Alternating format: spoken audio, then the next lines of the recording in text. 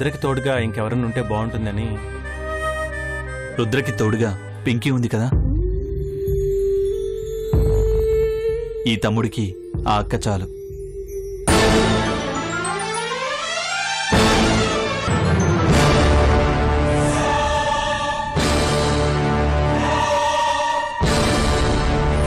మోసం చేసి కృష్ణని పెళ్లి చేసుకున్నావు, నానా రకాలుగా హింసించావు. ఆ పాప ఫలితమేనే ఇది.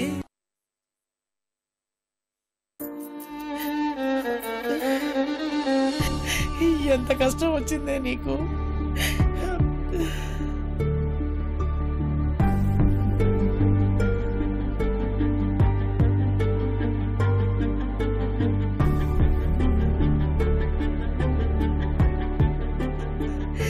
ఏంటో ఈ పరిస్థితి.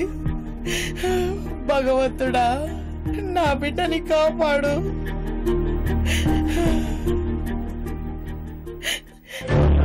అమ్మాయిగా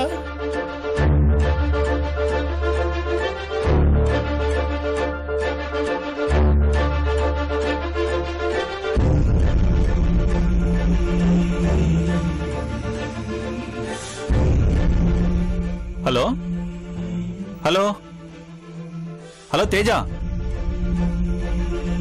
హాయ్ రా, ఎలా ఉన్నావు? ఫైన్ రా, మీరెలా ఉన్నారు? గౌతమి, రుద్ర, ఊళ్ళో అందరూ బాగున్నారా? అంతా ఫస్ట్ క్లాస్ రా. నవీన్ ఏం చేస్తోంది? తనకి ఏదో ఇంటర్వ్యూ ఉందని బెంగళూరుకి వెళ్ళిందిరా. ఓ, రేపో 2 రోజుల్లో రావచ్చు. దేవేంద్ర అంకుల్, వడ్డీ లక్ష్మి ఆంటీ ఎలా ఉన్నారు? ఇక్కడ పరిస్థితి అంతేం బాలేదురా, అందుకే ఫోన్ చేశాను. ఏమైందిరా? అంకుల్కి పక్షవాతం వచ్చింది, బెడ్కే పరిమితమయ్యారు.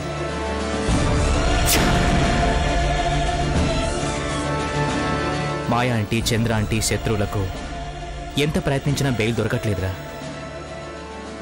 సుప్రీంకోర్టుకి వెళ్ళినా కష్టమే అంటున్నారు. దాంతో అంకుల్ బాగా డిప్రెస్ అయ్యారు.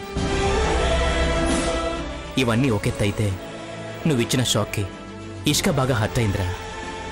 మెంటల్గా డిస్టర్బ్ అయి పిచ్చి పట్టింది. ఉన్మాదిలా ప్రవర్తిస్తోందిరా.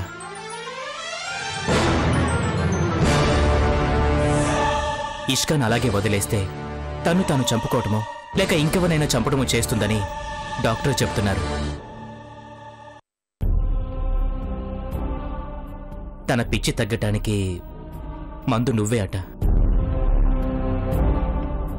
కనీసం నిన్ను ఒక్కసారి చూసినా కాస్త మెరుగవుతుందంటున్నారు.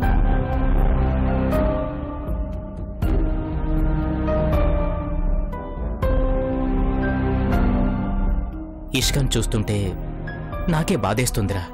తను ఎలాంటిదైనా మన క్లాస్మేట్.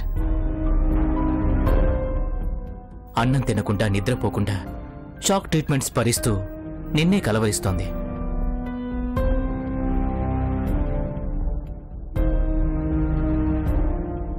తన్ను తాను గాయపరుచుకొని గోడల మీద నీ పేరు రాస్తోంది. చాలా బాధగా ఉందిరా.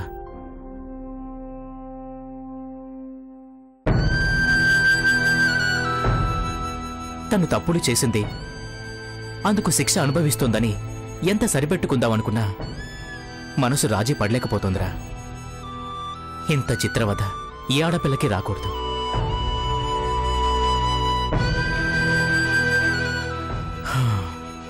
ఊరికే విషయం చెప్దామని ఫోన్ చేశాను. రే కృష్ణ, మళ్ళీ నువ్వేం డిస్టర్బ్ అవ్వకు. కాలమే ఇష్క గాయాల్ని మానుపుతుంది, సరేనా? ఉంటాన్రా, బాయ్. సరే.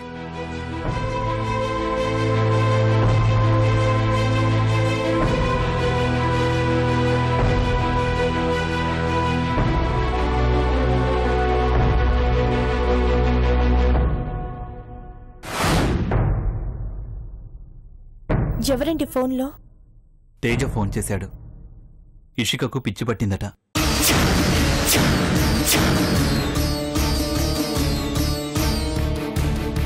ఉన్మాదంగా ప్రవర్తిస్తోందట.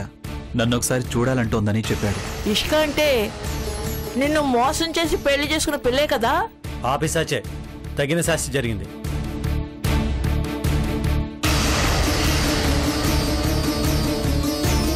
కృష్ణకి వదినికి మధ్య అపార్థాలు సృష్టించింది. కృష్ణని బ్లాక్మెయిల్ చేసి తాళి కట్టించుకుంది. డామినేషన్ చేయాలని చూసింది. చివరికి ఫలితం అనుభవిస్తుంది. అలాంటి వాళ్ళకి ఇలాగే జరగాలి. పిచ్చి కాదు, పురుగులు పట్టిపోవాలి. ఇప్పుడేమైంది? ముందు ముందు భగవంతుడు దానికి నరకం చూపించాలి. ఆపడానమ్మా. ఆపదలో ఉన్న ఆడపిల్ల గురించి అలా మాట్లాడకూడదు. అది ఆడపిల్లంటే వదినా, దాని నిజస్వరూపం తెలియక ఇంతకు ముందు నేను ఇంట్లోకి రానిచ్చాను. ఆఖరికి నేను చంపడానికి కూడా ప్రయత్నించింది. తను ఎలాంటిదైనా సరే ఇప్పుడు కష్టాల్లో ఉంది. ఉంటే వెళ్ళి ఆదుకుంటావా? ఆదుకుంటానమ్మా.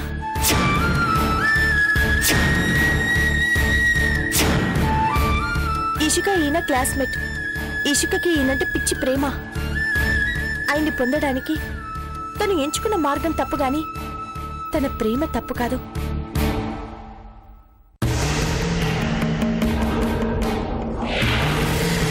తనది ప్రేమ కాదు వదిన, శాడిజం, పైశాచిక ఆనందం. నువ్వు మళ్ళీ మోసపోవద్దు.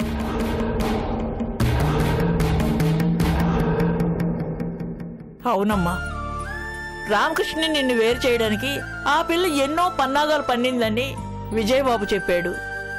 ఇది కూడా ఒక ఎత్తేమో. ఏదైనా అవ్వని తనని వెంటనే చూడాల్సిందే.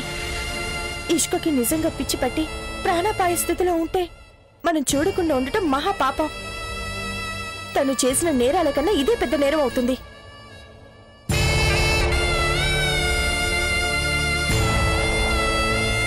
మీరు వెళ్ళినంత మాత్రాన తన పిచ్చి నయం అవుతుంది వదిన. ఎందుకంత రిస్క్ చెప్పండి? ఒక మనిషి జబ్బు పడ్డప్పుడు అతన్ని నయం చేసేది ఒక్క డాక్టర్ మాత్రమే కాదు, బంధువులు స్నేహితులు చూపే ఆత్మీయత కూడా పేషెంట్ ని బతికిస్తుంది.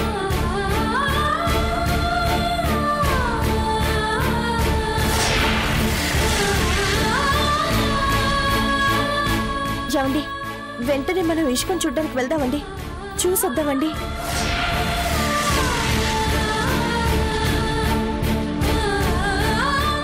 వద్దమ్మా, నా మాట విను.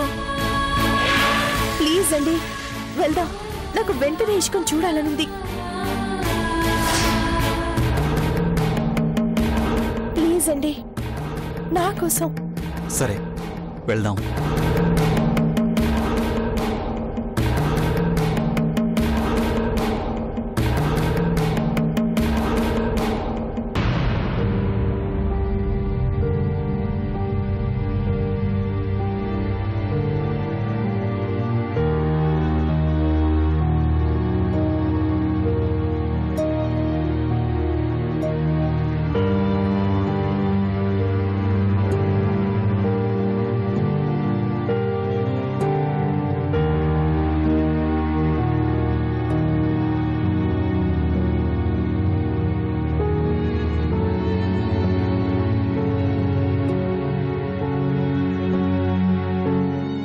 కృష్ణ, మీరొచ్చారా? ఇషికకు అలా ఉంటే రాకుండా ఎలా ఉంటాం? థ్యాంక్స్ గౌతమి. ఇషిక ఎక్కడుంది? నేను కృష్ణ దగ్గరికి వెళ్ళాలి. నేను కృష్ణ దగ్గరికి వెళ్ళాలి.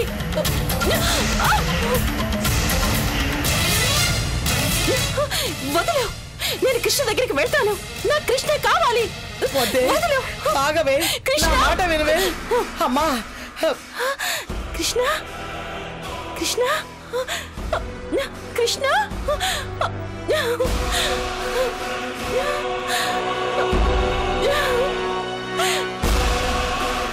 కృష్ణ. నా కృష్ణ వచ్చాడు పెద్దమ్మా. హే కృష్ణ, నా కృష్ణ వచ్చాడు.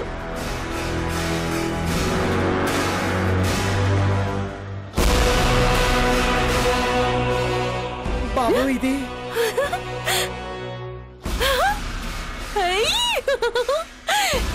నిజంగానే నా కృష్ణ వచ్చాడు.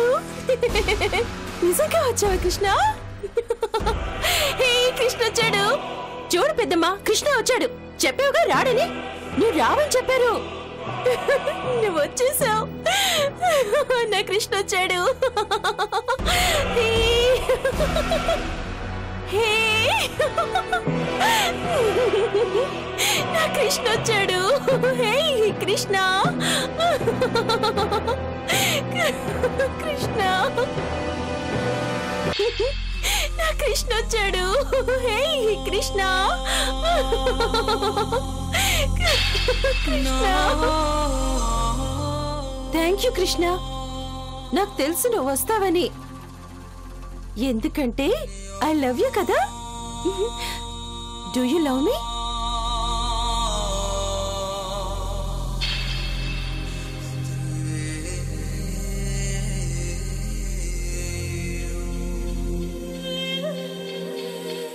నీకు నేనంటే ఇష్టం లేదు కదూ, అందుకే నన్ను వదిలేసి వెళ్ళిపోయావు. నా మెళ్ళు తాళం తెంచేసి ఇదిగో దీని మెళ్ళు కొట్టావు. ఇషిక, టచ్ చేయకు నన్ను. నాకు నాకు పిచ్చి పట్టింది తెలుసా. ఈ పరిస్థితికి నేనే కారణం. అవును అవును, నువ్వే కారణం. నా నుంచి కృష్ణ లాగేసుకున్నావు. నువ్వు లేకపోతే కృష్ణ నాకు దక్కేవాడు. నువ్వు చెడ్డదానివి, దుర్మార్గురాలివి. అంతా నీ వల్లే. అసలు అసలు నువ్వు బతకూడదు, చచ్చిపో. లేదు, నువ్వెందుకు చేస్తావు? నువ్వు చావవు. వదిలేస్తే కృష్ణతో హాయిగా కాపురం చేసుకుంటావు. అందుకే అందుకే నిన్ను వదలకూడదు, వదలకూడదు.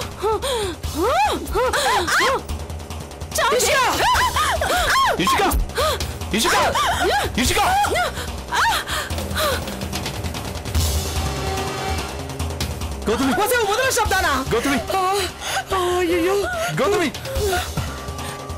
ఎంత పని చేసావే పాపిష్టిదానా, పాపిష్టిదానా. ఎంత పని చేసావు కదే, అనవసరంగా దాన్ని చంపేశావు కదే. చంపేస్తా. నాకు కృష్ణకు మధ్య ఎవరు అడ్డొచ్చినా చంపేస్తా. పిచ్చా.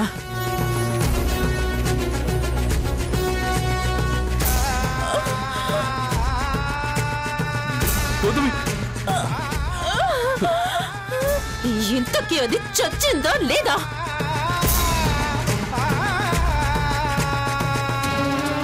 గౌతమి, గౌతమి, గౌతమి, పద పద హాస్పిటల్ పద.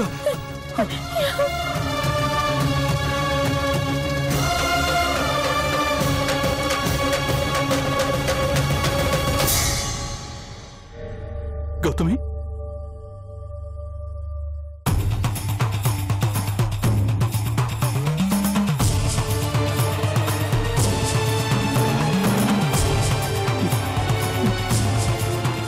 గౌతమి,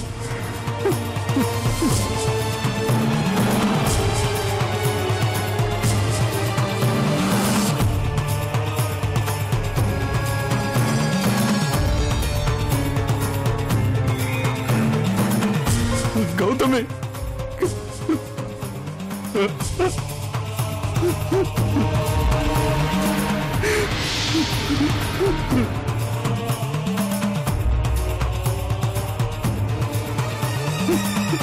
గౌతమి.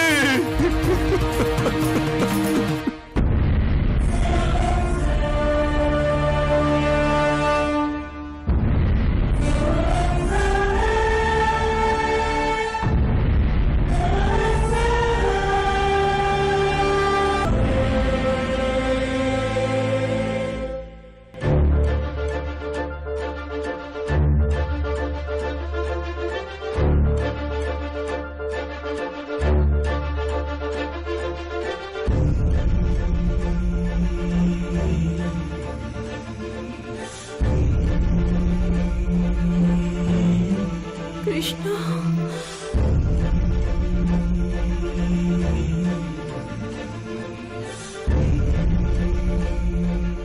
తేజ, ఇక నా వల్ల కాదు బాబు. దాన్ని చూస్తూ ఉంటే నా గుండె తరుక్కుపోతోంది.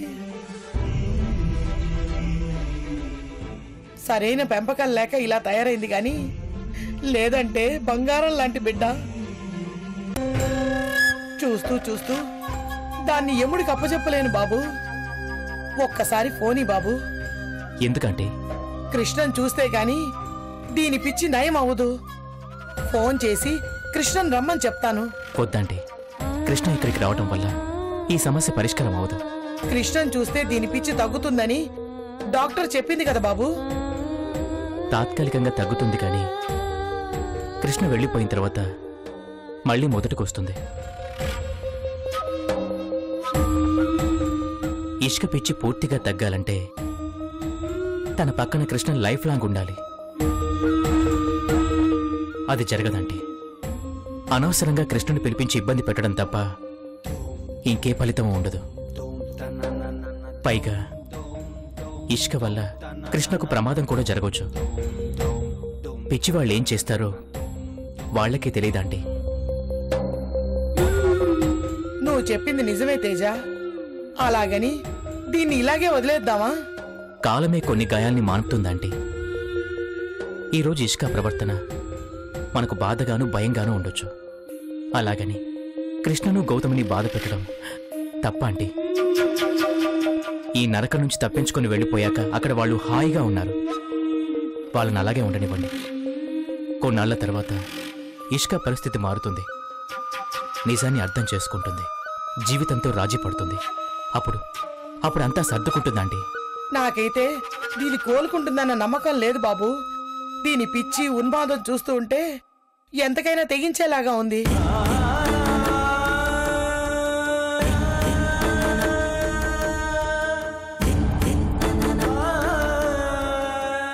నా జీవితంలో ఇంత పిచ్చిదాన్ని నేనెప్పుడు చూడలేదు బాబు. వీళ్ళమ్మ పైత్యం దీనికి పూర్తిగా తలకెక్కింది. ఆ మహాతల్లి జైల్లో కూర్చుంది. తండ్రి మంచాన పడ్డాడు. అన్నయ్య ఆసుపత్రి పాలయ్యాడు. ఉన్న ఒక్కగాను ఒక్క తోడు కూడా చచ్చిపోయింది. మన మాట వినడం లేదు. దీన్ని సంజాయించడానికి ఏ అమ్మోరు తల్లో అమ్మ చుట్టమో దిగి రావాలి.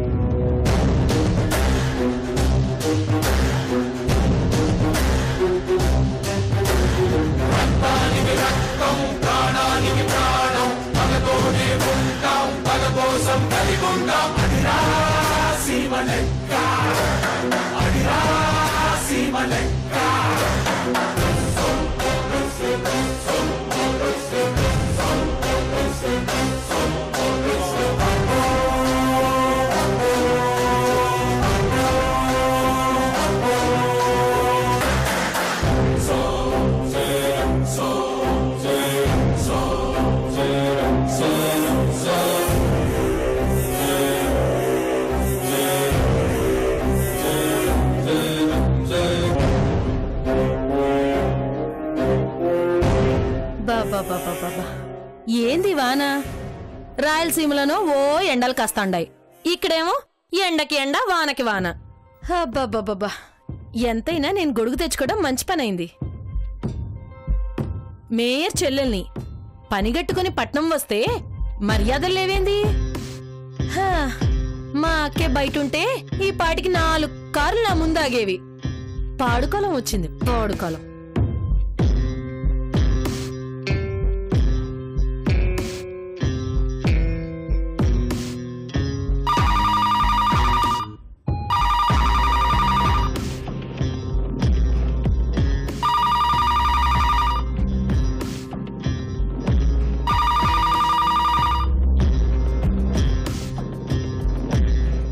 ఏందబ్బా, ఫోన్ ఎవరు లేపుతలేరు? కొంపలో ఎవరు లేరా ఏంది? యాడికి పోయి ఉండారు? ఇప్పుడు ఎట్టానే ఇంటికి పోయేది?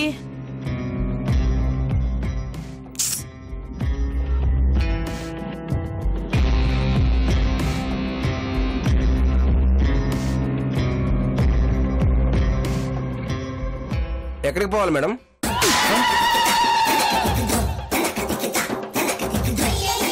ఎందుకు కొట్టారు మేడం? నేనెవరో తెలుసారా నీకు? తెలీదు. మరి నేను యాడికి పోతున్నానో ఎందుకు పోతున్నానో నీకెందుకురా బేవర్స్? అంటే ఆటో కావాలా అని. మళ్ళీ ఎందుకు కొట్టారు మేడం? నీ కళ్ళకి నేను ఎట్లా కనబడుతున్నాను రా? ఆటోలో జట్కాలు నడుపుకునే దానిలా కనబడుతున్నానా? ఓ మీకు ఇలా అర్థమైందా? వస్తారా అమ్మా? చర్మం తీస్తా కొడక. నన్ను నానా రకాలుగా అర్థం చేసుకుంటున్నారమ్మా మీరు. తమరిది ఏ ఊరు తల్లి? పుట్టింది అనంతపూర్, పెరిగింది కర్నూల్, పెళ్లి చేసుకుంది కడప. మరి చిత్తూరులో ఏం చేశారు? అంటే అది కూడా సీమే కదా. ఏంది రోయ్ ఎక్కువగా మాట్లాడుతుండవు? నేనెవరో తెలుసా? మేయర్ మాయాదేవి చెల్లెల్ని, ఛాయాదేవిని. అవునా? ఆవిడప్పుడు మేయర్ కాదు కదమ్మా, మాజీ మేయర్ కదా. ఆవిడప్పుడు జూబ్లీ హిల్స్ లో ఉండట్లేదు, జైల్లో ఉంటున్నారు. తెలుసు. మరి జైలుకి తీసుకెళ్ళమంటారా? కాదు, ఇంటికి. 500 అవుతుంది. ఎందుకు? మా ఊరు నుంచి ఇక్కడికి 3 నూర్లు ఇచ్చాను, ఇక్కడి నుంచి అక్కడికి 5 నూర్లు అవుతుందా? మీరు వచ్చింది హైవే రోడ్ అమ్మా, టోల్ గేట్లు తప్ప ట్రాఫిక్లు, గతుకులు, స్పీడ్ బ్రేకర్లు, ఎత్తుపల్లాలు లాంటివి ఉండవు. ఇది సిటీ రోడ్డు, చాలా ఉంటాయి.